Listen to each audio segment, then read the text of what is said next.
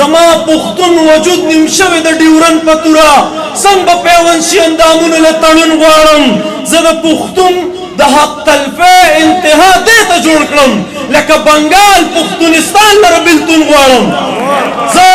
د پښتون د حق تلفۍ انتها دې ته جوړ کړم لکه بنګال پښتونستان لره بېلتون غواړم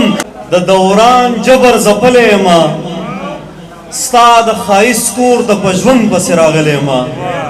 لکه د لمر که ماښامي کې پرېوتلی یمه لکه د لمره سې له سره راختلی یمه ته راته وایه تا له دې ژوندونه څه زده کړي زه یې په یو مخ او په بل باندې وښلی یمه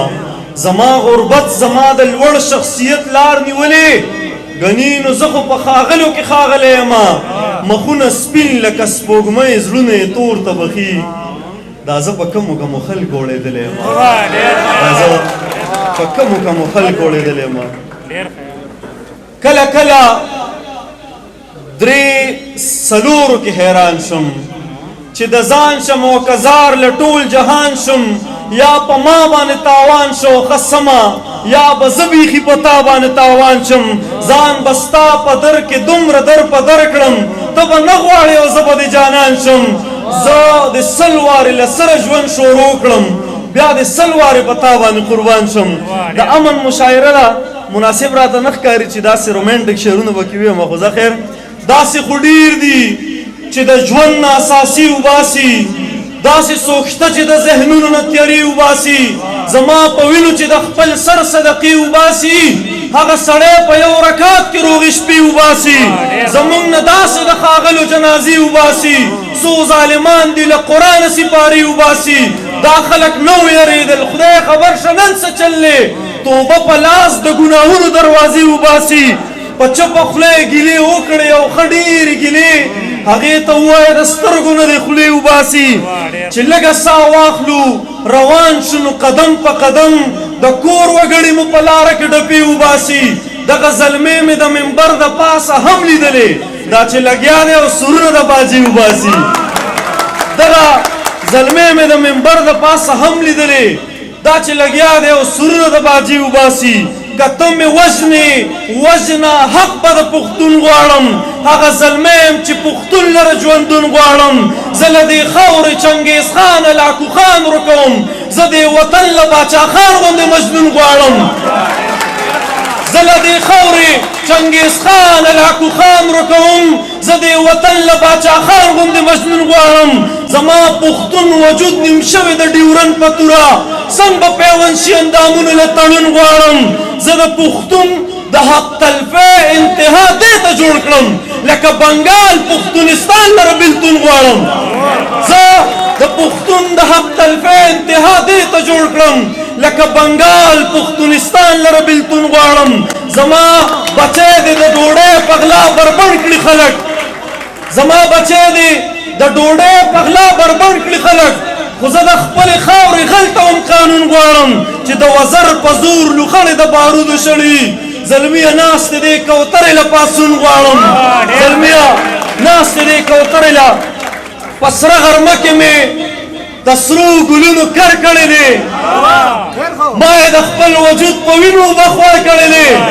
ما که پرچار د خپلواکۍ په لر او بر کړی دی دا وصیت راته بابا د اشنغر کړی دی ما که پرچار د خپلواکۍ په لر او بر کړی دی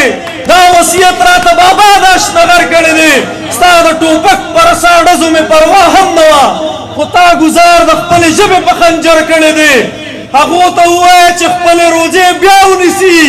چا چې زمونږ په جدایۍ باندې اختر کړی دی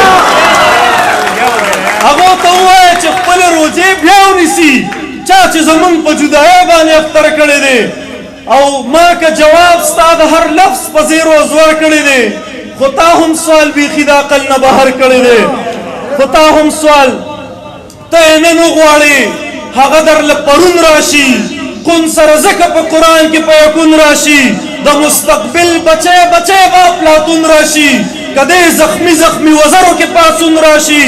نه چې نړۍ ته نفرتونو له قارون راشي دلته د مینې کاروبار له د مجنون راشي بلا سرزور به په دې کلي کې سر ټیټه ګرځي مونږ که په خپلو کې پیوند شو تړون راشي بلا سرزور به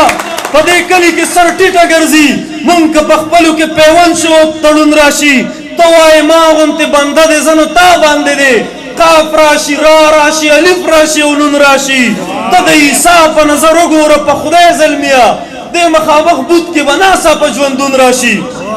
یو څو شعرونه